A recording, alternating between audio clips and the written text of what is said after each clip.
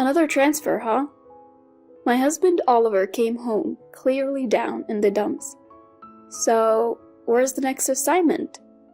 It's actually near my parents' house. What?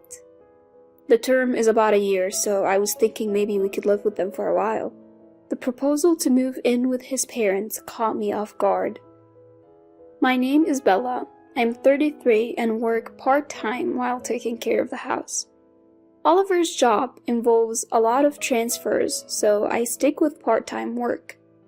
Each time we move, I have to find a new part-time job from scratch. But I knew that when we got married. I find excitement in exploring different places, and we've been married for 4 years now. Our favorite pastime is to discover local spots and visit them together on Oliver's days off. His next assignment is close to his parents' home. We've always rented apartments, and finding a new place is a hassle. If we're moving again in a year, living with his folks isn't a terrible idea. That's how I justified it to myself. I think we get along with my in-laws, at least on the surface. We don't see them often, maybe 2 or 3 times a year. And my father-in-law Aiden is usually away for work, so we haven't had many deep conversations. As for my mother-in-law Isabella, she's a busybody and a chatterbox, to put it nicely. Whenever we visit, she talks about some neighbor, and I have no clue who they are or why their story should interest me.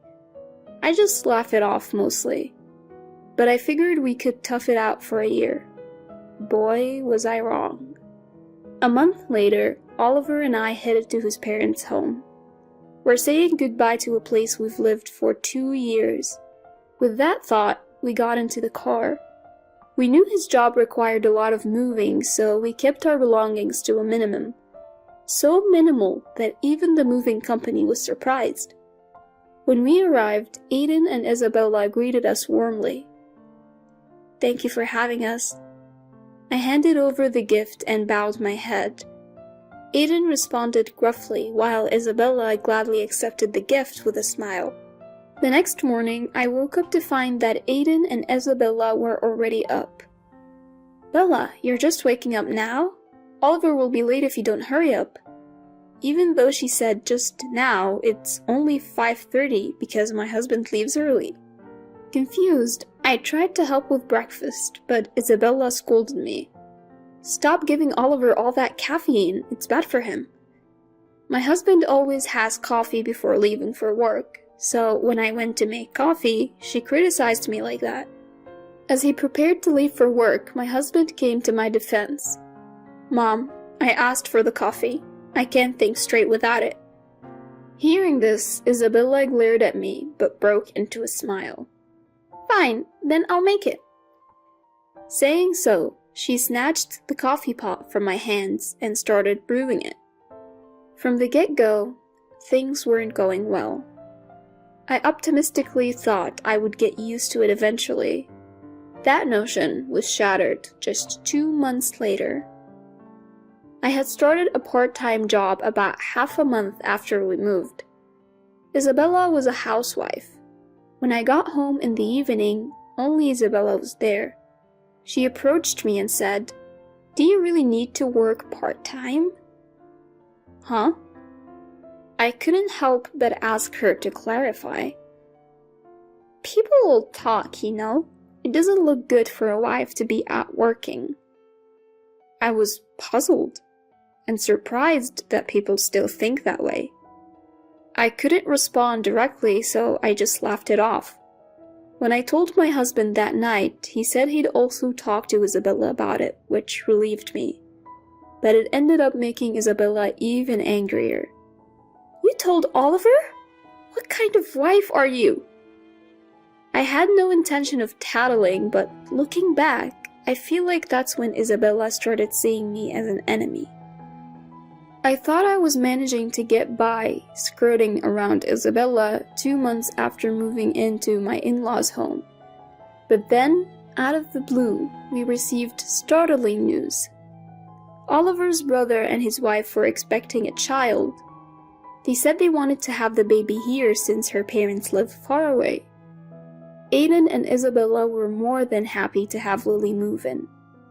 And so, starting from the next week, Lily, my sister-in-law, became our new housemate. Bella, could you please get Lily a drink quickly? And buy a blanket, we don't want her getting cold.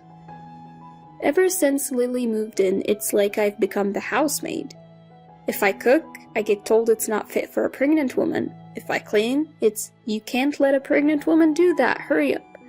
All the household chores are on me, while Lily either snacks, watches TV, or scrolls through her phone. I understand that being pregnant isn't easy, so that's okay. But she won't even look me in the eyes, let alone say thank you. Isabella takes care of Lily, serving her drinks and snacks. Yet, all these are items I've bought. It feels unfair.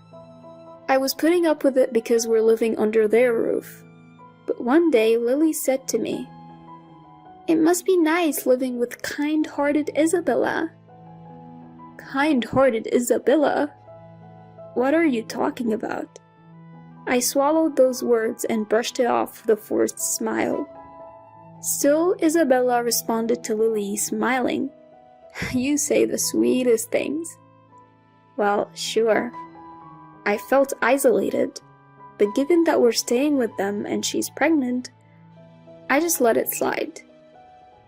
And then the incident happened. Bella, what are you doing? Hurry up! Lily had a prenatal checkup and I had to drive her there.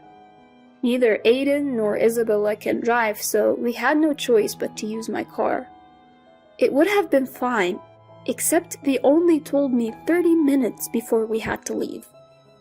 As I was getting ready to go to my part-time job, Isabella frantically told me to take the day off. But I'm already running late. So what? It's just a part-time job. We'll be fine if you're not there. Now bring the car around. It's just a part-time job? I was irritated for a moment. You don't make much from your part-time job anyway. You can afford to miss it. You can't have kids, so Lily's child will be the first grandchild, get it? The first grandchild, the one we've all been waiting for. Is this what they call grandbaby fever? I couldn't help but smirk, recalling an article I read online. Normally, I'd lose my temper by now, but my husband's job contract lasts only 1 year. Even if I started looking for a new apartment now, with less than 10 months left, there's not much point in making a move. So I had been gleefully watching Isabella dote on her grandchild-to-be, counting down the days until I could move out. But then, her next words made my blood boil.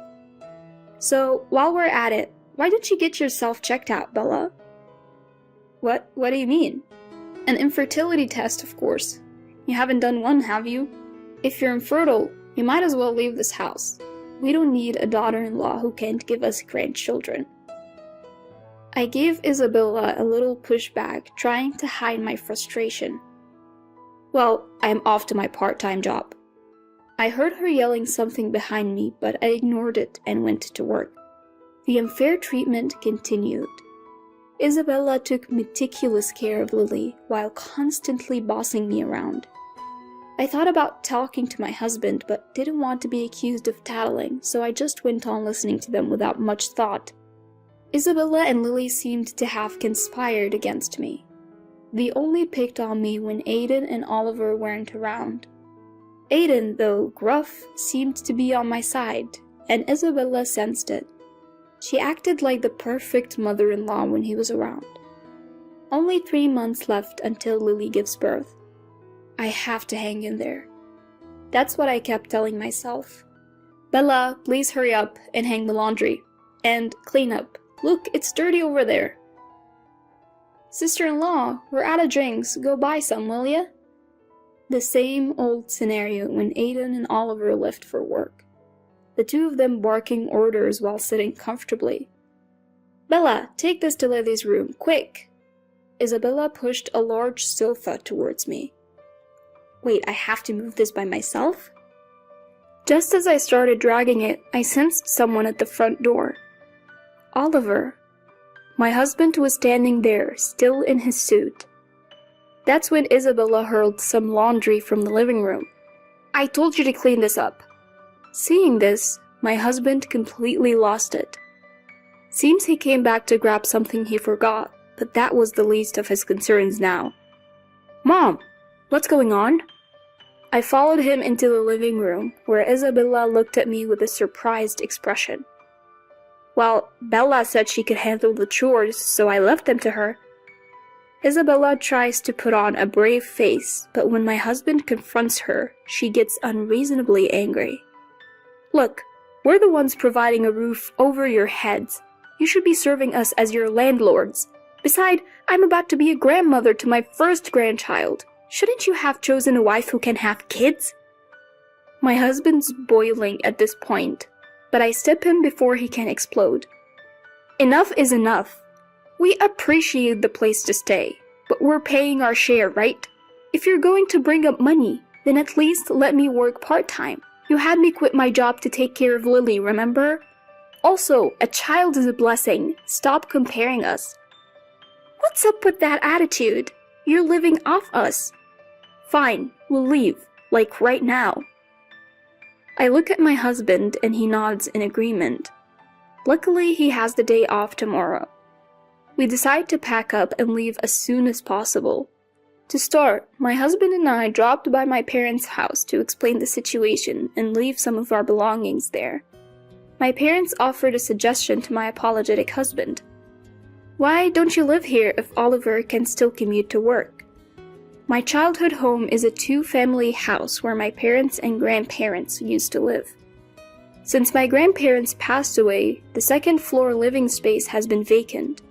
They said we can move in right away with some cleaning, so my husband gratefully accepted, and we decided to live there.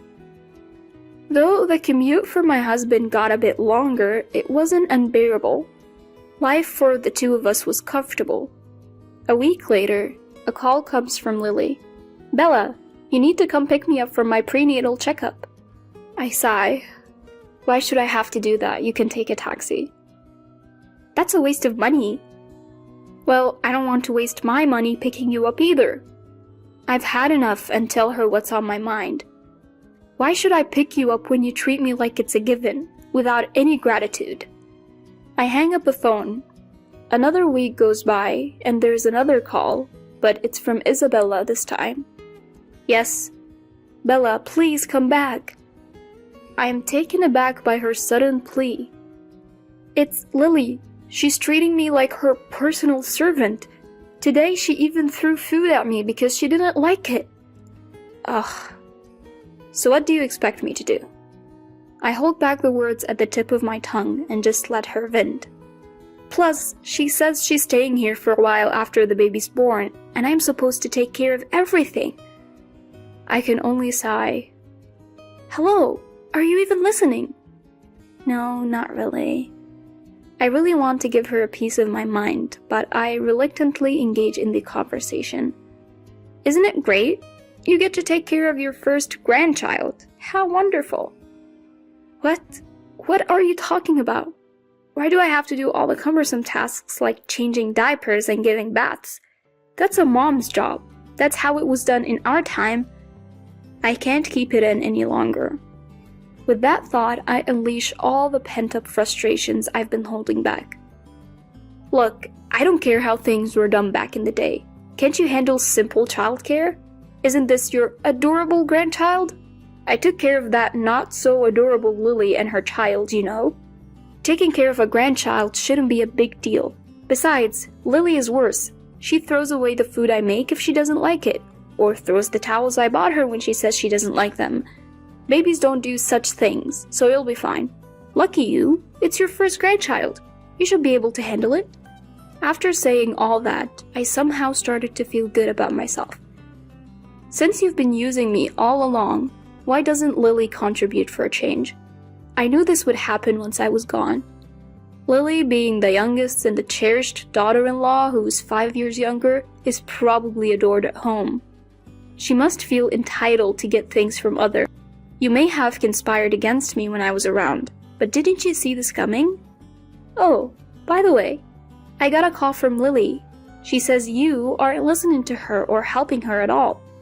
Birds of a feather, I guess. Enjoy each other's company." And with that, I hung up the phone, chuckling.